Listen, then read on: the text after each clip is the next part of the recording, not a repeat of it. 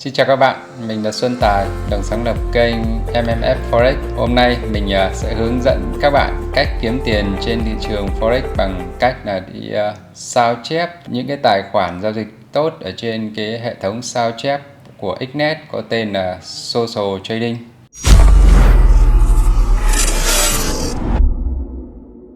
Trước tiên là mình muốn nói qua một chút là đi sao chép là như thế nào. Thì đối với các bạn khi mà mới vào thị trường Forex này mà chưa có nhiều cái kinh nghiệm giao dịch cũng như là kiến thức giao dịch thì thông thường là nếu mà tự giao dịch là sẽ dễ dẫn đến thua lỗ.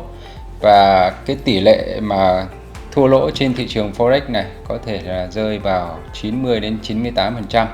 Tức là rất ít người tự giao dịch, nhất là thời gian đầu mà có thể kiếm được tiền. Thông thường là thời gian đầu thì tỷ lệ thua lỗ sẽ rất là cao. Còn sau đó khoảng một thời gian mà các bạn tích lũy được kinh nghiệm qua những cái thua lỗ đã dạy cho chúng ta cái cách để chúng ta có thể kiếm được tiền rồi thì cái tỷ lệ thua lỗ cũng rất là cao. Theo kinh nghiệm của mình mười mấy năm trên cái thị trường Forex này thì chỉ khoảng độ 3 đến 5% số người là có thể kiếm được tiền từ giao dịch Forex thôi. Như vậy để có thể là an toàn và tốt nhất thì mình khuyên các bạn lên là đi kiếm tiền bằng cách là sao chép lại từ cái số mà 5% những người mà giao dịch giỏi có thể kiếm được tiền. Những cái thời gian còn lại thì chúng ta có thể là vừa học hỏi vừa tích lũy kinh nghiệm. Chúng ta có thể là giao dịch rất là nhỏ hoặc giao dịch bằng những cái tài khoản demo thôi, hoặc giao dịch rất là nhỏ thôi bằng những cái tài khoản sen để chúng ta tích lũy dần dần, rồi chúng ta có thể học các cái cách phân tích về đồ thị rồi phân tích thị trường. Chúng ta phải trải nghiệm, qua trải nghiệm thì có thể là mất nửa năm, 1 năm, 2, 3 năm. Khi nào mà chúng ta cảm thấy chúng ta đủ lông đủ cánh mà chúng ta có thể kiếm được tiền trên thị trường Forex này rồi thì chúng ta có thể tự tin và chúng ta lên tự giao dịch. Còn thời gian đầu chúng ta giao dịch nhỏ thì có mất thì chúng ta cũng mất ít thôi. Bởi vì là đa phần mọi người khi mà tự giao dịch, tự mày mò học hỏi trên thị trường này thì chúng ta sẽ trả học phí rất là nhiều, rất là đắt. Kể cả bản thân tôi hay là những người mà tôi đã gặp cũng thế. Các bạn có thể hỏi tất cả những người mà đã từng gọi là giao dịch trên thị trường này nhiều năm thì ai cũng có thể nói cho bạn biết là như thế. Thời gian đầu mọi người đã từng phải trả là rất nhiều những cái học phí bằng những cái việc là cháy tài khoản. Tức là từ cái tiền của mình mà đi đầu tư như thế thì tôi gọi nó là học phí. Thế cho nên là để mà tránh cái thua lỗ như thế thì các bạn có tự giao dịch thì phải giao dịch với số tiền rất là nhỏ, hoặc là chúng ta có thể đưa vào cái tài khoản sen đấy. Số tiền là 1 đô thì bằng 100 sen. Nếu như chúng ta muốn đánh có cảm giác cái volume nó lớn thì chúng ta đưa vào tài khoản sen cũng được. Hoặc là chúng ta có thể giao dịch bằng tài khoản demo. Nhưng mà thực sự thì giao dịch bằng tài khoản demo thì nó không có cảm giác thực lắm, cho nên là đôi khi chúng ta không có những cái tuân thủ về cái dừng lỗ chốt lời. Nó không có cảm giác nhiều nên chúng ta đôi khi chúng ta cứ thả đấy thì tại sao là chúng ta cứ thấy là đánh tài khoản demo thì luôn luôn thấy lời, và đến khi đánh tài khoản thật thì chúng ta lại hay lỗ. Bởi vì tài khoản demo là nó không tạo ra cái áp lực gì cả, nên là chúng ta sai chúng ta cứ để đấy và nó sẽ quay lại và chúng ta lại chốt được lời. Đó. Thế còn khi mà đánh tài khoản thật thì cái tâm lý nó rất là áp lực, nó đè nặng lên, và chính cái tâm lý đấy nó sẽ tạo ra những cái thua lỗ, bởi vì nó tạo ra những cái sự sợ hãi, rồi những cái lòng tham. Cái lòng tham sinh ra và người ta sẽ vào lệnh với khối lượng lớn, và sai chiều thì bắt đầu sinh ra cái sợ hãi và sẽ cắt lỗ. Vậy thì cái cách tốt nhất là chúng ta đi sao chép. Và hôm nay tôi giới thiệu với mọi người cái hệ thống sao chép Social Trading của Xnet. Tại vì là tôi thấy cái hệ thống này nó rất là tuyệt vời, thân thiện và dễ sử dụng. Nạp rút tiền thì cũng rất là nhanh. Xnet nạp rút tiền là số 1 rồi. Và cái thao tác để có thể đi sao chép ở trên các cái tài khoản khác ở trên cái hệ thống nó cũng rất là đơn giản. Thế cho nên là tôi giới thiệu mọi người đến cái cộng đồng những người mà cung cấp chiến lược ở trên này. Có rất nhiều người giỏi và cái cộng đồng nó rất là lớn.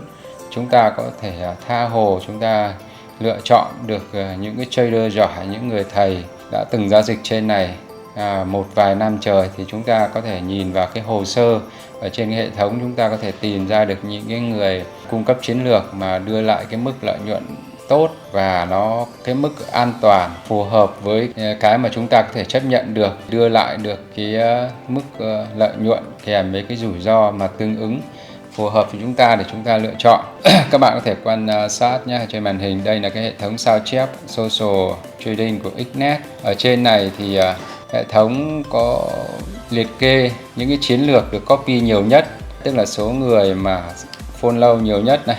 Chỗ này là lợi nhuận và rủi ro thấp, chỗ này là lợi nhuận cao nhất trên tháng. Thì để đi sao chép thì chúng ta phải tải cái app social trading của Xnet. Thì chúng ta có thể vào Apple Store hoặc Set Play, chúng ta tải cái app này về. Sau đó là chúng ta đăng nhập cái tài khoản Xnet, bao gồm là cái email và cái mật khẩu mà chúng ta đã tạo cái tài khoản. Tạo xong chúng ta có thể dùng cái email và mật khẩu đó chúng ta đăng nhập vào trên cái app social trading của Xnet. Sau đó thì chúng ta sẽ phải nạp tiền vào trên app. Cái nạp tiền ở trên app này nó tách bạch với cái tiền mà chúng ta tự giao dịch ở trên cái tài khoản MT4, MT5. Nếu như chúng ta mà tự giao dịch trên các cái tài khoản MT4, MT5 thì chúng ta sẽ nạp tiền ở trong cái web, tức là chúng ta sẽ đăng nhập vào web như thế này. Đó. Sau đó là chúng ta tôi sẽ đăng nhập lại. Đó. Thì chúng ta sẽ nạp tiền vào những cái tài khoản này. Đó. Sau đó là chúng ta tự giao dịch. Nhưng để mà đi copy trade theo những cái chuyên gia khác thì chúng ta sẽ nạp tiền ở trên cái app social trading, và hai cái nguồn tiền này nó tách bạch nhau, nó không liên quan đến nhau. Các bạn nhớ là như thế nhé. Thì tí nữa tôi sẽ làm ở trên cái app ở trên điện thoại để cho các bạn tiện theo dõi. Ở trên này chúng ta chỉ nhìn thấy chiến lược thôi, chứ chúng ta không thấy được hiển thị cái số người mà copy. Chúng ta phải nhìn cái này ở trên app. Cái lợi ích của cái việc mà đi sao chép này thì chúng ta không cần nhiều kinh nghiệm, chúng ta không mất thời gian. Chúng ta có thể lên chúng ta tìm được những người mà đang giao dịch tốt rồi, kiếm ra được lợi nhuận hàng tháng rồi, thì chúng ta sao chép và chúng ta kiếm lợi nhuận. Đồng thời thì chúng ta sẽ trả cái hoa hồng mà chủ nhân của cái chiến lược đấy yêu cầu. Thì trong mỗi một cái chiến lược là sẽ đều đưa ra cái mức hoa hồng ăn chia. Nếu như chúng ta cứ đi sao chép như thế thì chúng ta cũng không nâng cao gì được cái kiến thức về thị trường. Do đó thì để mà nâng cao được kiến thức thì chúng ta vẫn phải tự học hỏi, tự giao dịch với số vốn nhỏ hoặc là tài khoản sen để chúng ta nâng cao kiến thức. Bây giờ chúng ta sẽ vào cái app trên điện thoại nhé. Các bạn sau khi đăng nhập vào thì sẽ như tôi này. Tức là các bạn sẽ dùng email và cái mật khẩu mà chúng ta đã tạo tài khoản, chúng ta đăng nhập vào. Sau đó chúng ta có thể nạp tiền. Nó cũng có những cái cổng nạp tiền giống như trên website để chúng ta tự giao dịch ấy. Nó cũng có những cái cổng nạp tiền, rút tiền như thế. Thì cái này chúng tôi đã có một cái video hướng dẫn riêng. Sau khi nạp tiền thì như tài khoản của tôi đây thì tôi đã đăng nạp sẵn vào cái số dư là 269,46 USD này, là tôi có thể đi sao chép của người khác được. Đây, cái phần này là phần nó hiển thị các cái thông tin, các chiến lược. Thì có cái mục đầu tiên là mục ưa thích này. Mục ưa thích này thì nó sẽ bao gồm những cái chiến lược mà tôi kích vào cái dấu sao này, nó sẽ nhảy lên. Ở dưới này có rất nhiều những cái chiến lược. Chúng tôi khi mà tôi thích cái chiến lược nào, tôi chỉ cần kích vào cái ngôi sao là nó sẽ hiện lên đây. Thì để lần sau chúng ta sẽ không phải đi tìm lại cái chiến lược nữa, mà chúng ta chỉ tìm trong mục ưa thích này. Đó. Phần bên dưới thì hệ thống có hiển thị cái mục là được copy nhiều nhất này, thì số 1 này sẽ là cái chiến lược mà được nhiều nhà đầu tư copy nhất. Ví dụ như số 1 này đang có là 1.297 nhà đầu tư, số 2 là có 740 nhà đầu tư, và nó cứ giảm dần. Đó, hệ thống đã tự tổng kết cho ta như thế. Đến tiếp theo, hệ thống có tổng kết cái phần là lợi nhuận và rủi ro thấp. Thì trong một cái chiến lược này nó có cái mục điểm rủi ro này. Điểm rủi ro này Xnet chia thang là từ 1 đến 10. Ở cái mức từ 1 đến 5 là trung bình này, mức 6 đến 8 là cao và mức 9 đến 10 là rất cao. Những cái mức mà 9 đến 10 này thì chúng ta có thể cân nhắc không nên copy theo. Bởi vì copy này thì nó cũng rất dễ cháy tài khoản. Tất nhiên là sẽ vẫn có những người ta vẫn thích copy, bởi vì khi mà giao dịch với cái điểm rủi ro là 9 đến 10 này thì người ta có những cái chiến lược có thể x đôi x 3 trong một ngày hoặc là trong một tháng. Cho nên là cái mức rủi ro rất là cao nhưng lợi nhuận cũng khá là cao. Nếu như mà các bạn nào mà ưa mạo hiểm thì các bạn có thể thử một ít thôi, chứ cũng không nên thử nhiều. Sau đó nếu như chúng ta mà kiếm được lợi nhuận thì chúng ta lại dừng, không sao chép chiến lược nữa. Thì cái này thì cũng tùy vào khẩu vị của mỗi người nhé. Đó, cái phần trên là phần lợi nhuận mà rủi ro thấp. Nó chủ yếu là tổng kết về cái điểm rủi ro này. Cái rủi ro nó khá là thấp này. Đấy cũng là một cái tiêu chí trong lựa chọn. Những cái chiến lược mà điểm rủi ro mà tầm 1, 2 đến 5 ấy, thì chúng ta cũng xem xét. Tất nhiên thì chúng ta sẽ phải kết hợp với là cái mức chia hoa hồng bao nhiêu nữa, rồi cái mức tăng trưởng có tốt hay không. Nhiều chiến lược thì cái mức rủi ro nó rất là thấp nhưng mà cái tăng trưởng đôi khi nó thấp quá, các bạn kéo lại không thích.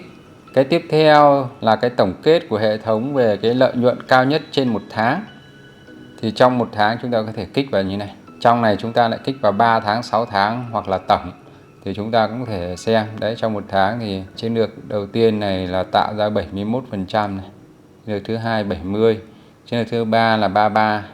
Đấy, trong 3 tháng thì như nào? Đó, có những cái chiến lược lên tới mấy chục nghìn % này này. Đó. Đây lợi nhuận cao nhất trên 3 tháng thì cũng như vừa rồi thôi. Chúng ta có thể sang 6 tháng chúng ta có thể vào cái mức tổng này. Hoa hồng thấp, có nhiều chiến lược là để ở cái mức hoa hồng là 0%, sau đó là tăng dần lên. Nếu chúng ta muốn chọn những cái chiến lược hoa hồng thấp thì chúng ta có thể xem từ đây cũng được. Đó. Và đây là những tổng tất cả những chiến lược mới. Đôi khi có những chiến lược không được hiện lên trên này, bởi vì là cái điểm rủi ro mà nó từ 9 trở lên là nó sẽ không được hiện trong này nữa, mặc dù mà nó vẫn đang tồn tại. Có thể ở trong những cái chu kỳ giao dịch tới thì nó hiện lên nếu như người chủ của chiến lược mà giao dịch nhỏ lại, mà cái điểm rủi ro nó tổng kết lại mà nó phù hợp, nó thấp hơn 8 trở xuống thì có thể nó được hiện lại các bạn nhé. Mục trên là mục chiến lược mới, là bao gồm những cái chiến lược khoảng 1 tháng, 2 tháng. Còn mục tiếp là mục tất cả các chiến lược này thì chúng ta cũng có thể tìm. Ở đây nó bao gồm tất cả những chiến lược mà được phép hiển thị ở trên này. Những chiến lược nào mà có thời gian dưới 1 tháng và sau 1 tháng mà bị âm thì cũng sẽ đều không được hiển thị trên này. Những chiến lược được hiển thị ở trên này là đều đạt cái tiêu chí là qua khoảng 30 ngày giao dịch này và lợi nhuận dương, cộng với là điểm rủi ro phải từ 8 giờ xuống thì mới được hiển thị trên này các bạn nhé. Hệ thống có tổng kết như thế rồi nên chúng ta cũng có thể yên tâm được cái phần nào về các chiến lược hệ thống hiện ra đây chúng ta. Rồi bây giờ tôi sẽ giải thích cho các bạn chi tiết ở một cái chiến lược, xem các cái chỉ số của nó sẽ như thế nào nhé, đọc để nó có những ý nghĩa gì. Tôi ví dụ một cái chỉ số này với cái chiến lược của bạn tên là Nam Phong Forex này. Trong cái phần tổng quan này thì nó sẽ có cái điểm rủi ro này. Ở chiến lược này rủi ro là 2/10 thì điểm rủi ro cũng khá là thấp. Lợi nhuận dòng thì cái thời gian của cái tạo ra lợi nhuận này là 5 tháng gần nhất. Lợi nhuận là 1234%, tức là tăng trưởng hơn 12 lần. Kích vào thì nó có cái thống kê về lợi nhuận dòng này, có cái cột biểu đồ chúng ta xem nhé. Biểu đồ tổng này, biểu đồ 3 tháng này, 1 tháng này. Đó. Thống kê về tài sản này, tài sản tăng lên 2.000 rồi lại giảm. Cái này vì sao lại thế? Cột lợi nhuận thì tăng trưởng rất là đều, nhưng tài sản thì lại không tăng. Đấy là do chủ chiến lược rút lãi, tức là cứ lời đến đâu thì chủ chiến lược lại rút ra, chỉ để lại số vốn là khoảng 10.000 đô thôi. Trong mục tổng quan này thì sẽ có phần chi tiết là có phần hoa hồng. Hoa hồng này 20%. 20% có nghĩa là sau một kỳ giao dịch khoảng 30 ngày đấy, thì nếu như mà chúng ta có lời thì chúng ta sẽ chia 20% cái số lãi đấy. Hệ thống sẽ tự động ngắt ở trong tài khoản của chúng ta để chia lại cho cái chủ của chiến lược này. Hiện tại thì có 295 nhà đầu tư đang theo cái chiến lược này. Đòn bẩy cho cái chiến lược là 1-200. Khi mà chúng ta sao chép thì hệ thống cũng sẽ sử dụng đòn bẩy đúng như cái chủ của chiến lược này đang sử dụng, thì cũng là 1-200. Và cái tỷ lệ sao chép nó sẽ theo tỷ lệ vốn. Ví dụ như là tài khoản này đang có 1.000 đô tài sản mà chúng ta sao chép là 2.000 đô, thì cái lệnh của chúng ta cũng sẽ nhân đôi, và khi mà có lời thì chúng ta cũng lời gấp 2. Hệ thống sẽ tự động làm những cái việc đấy. Trong mục thống kê thì chúng ta vừa xem rồi. Mục bảng tin đây thì là bao gồm những cái liên lạc của chủ chiến lược để lại cho chúng ta, để chúng ta có thể đọc ở trên cái bảng tin. Ở cái phần này là phần lệnh giao dịch, chúng ta có thể xem. Đây, chúng ta bấm vào phần chi tiết để chúng ta xem là chủ chiến lược này đang giao dịch cái gì. Hiện tại ở đây chúng ta có nhìn thấy là 8 lệnh GU, điểm vào các thứ, thì chúng ta bấm vào chi tiết để ta xem. Về lịch sử, bên này là lệnh mở, là bao gồm những lệnh còn đang ở trạng thái đang giao dịch là chưa đóng. Ở bên lịch sử này thì bao gồm những cái lệnh mà đã đóng rồi, thì lãi hay lỗ là nó đã tổng kết ở đây rồi, chúng ta có thể xem ở đây. Đó là thông tin của những cái chiến lược mà chúng ta có thể xem. Sau đó thì chúng ta có thể ra đây, chúng ta tìm những cái chiến lược mà phù hợp theo tiêu chí, ví dụ như là được copy nhiều nhất. Đương nhiên là những cái chiến lược mà được nhiều người copy này thì cũng đã khẳng định được cái uy tín. Một là có thể là lãi rất là nhiều, hai là người ta không lãi nhiều nhưng mà cái sự tăng trưởng nó ổn định, cái độ rủi ro nó thấp. Thì chúng ta có thể làm cái căn cứ để chúng ta xem. Sau đó là chúng ta sẽ kích vào chi tiết để chúng ta đánh giá, lọc ra những cái chiến lược nào mà chúng ta cảm thấy nó phù hợp thì chúng ta chọn. Theo tôi thì các bạn mỗi một chiến lược chúng ta sẽ bỏ vào một cái lượng tiền nó vừa phải thôi. Ví dụ như là 10 đô, 20 đô, 50 đô, 100 đô gì đó, tùy theo các bạn. Sau đó chúng ta sẽ copy thử một thời gian, ví dụ như là nửa tháng, một tháng gì đó, và chúng ta sẽ đánh giá được cái sự ổn định của chiến lược, nó có tạo ra lợi nhuận đều hay không, ổn định hay không, chủ chiến lược có giao dịch theo kiểu bốc đồng hay không. Tất nhiên là cái đấy nó cũng đã phản ánh phần nào ở cái mức độ rủi ro, hệ thống đã tổng kết rồi, nhưng chúng ta cũng nên test thêm một thời gian, chứ chúng ta cũng không nên gọi là all in tất cả toàn bộ tiền vào một cái chiến lược nào đó. Sau đó thì đến một ngày đẹp trời, chủ chiến lược này hứng lên đánh một cái lệnh sai và tiếp tục là vào những cái lệnh khác đáp bù lên và all in theo một cái chiều nào đó và dẫn đến cháy, thì chúng ta lại mất hết.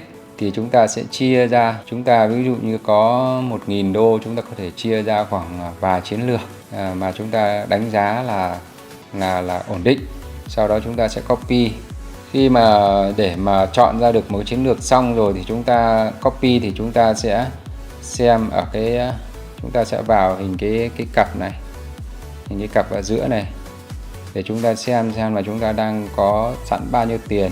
Của tôi đây, tôi đã đầu tư là 2.000 USD và tôi còn dư là 269 USD này.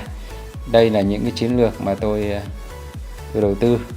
Thì đây là tôi thử đầu tư cái chiến lược của tôi để tôi xem nó như thế nào. Đó. Đây, hiện tại là đây. Hệ thống đang báo là cái chiến lược của tôi đang mua 2 lệnh này và đang lời là 18 đô. Đây là lịch sử. Đó. Nếu bây giờ tôi bấm vào ngừng sao chép là nó sẽ dừng, và đến hết chu kỳ, cuối chu kỳ khoảng 30 ngày đó là nó sẽ tự động chia cái lợi nhuận, cái lãi lại cho chủ chiến lược.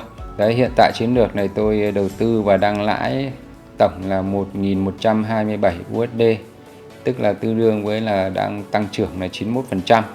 Vẫn là chiến lược đó nhưng mà tôi vào sau với số vốn là ít hơn, là tôi đầu tư là 300 USD. Tài sản bây giờ là đang là 344, có nghĩa là tôi tăng trưởng được 44 đô, lợi nhuận là 14%. Đó. Đây, với chiến lược này tôi đầu tư là 500 đô và hiện là tài sản còn 291 đô. Kết quả là tôi đang âm 151 đô, tức là 31%. Thì có những chiến lược là thắng, chiến lược thua. Tôi sẽ đầu tư thử một cái chiến lược Ví dụ đây, tôi có một cái chiến lược cũng của tôi thôi, đang lời là 131%, thống kê tăng trưởng hình sin có lên có xuống, nhưng hiện đang lời là 131% trong thời gian là 1 tháng. Thì để sao chép, tôi sẽ kích vào nút bắt đầu sao chép. Ở đây hệ thống cho sao chép từ 10 đến 269 đô. Bởi vì là tài khoản của tôi là hiện chỉ có 269 đô thôi.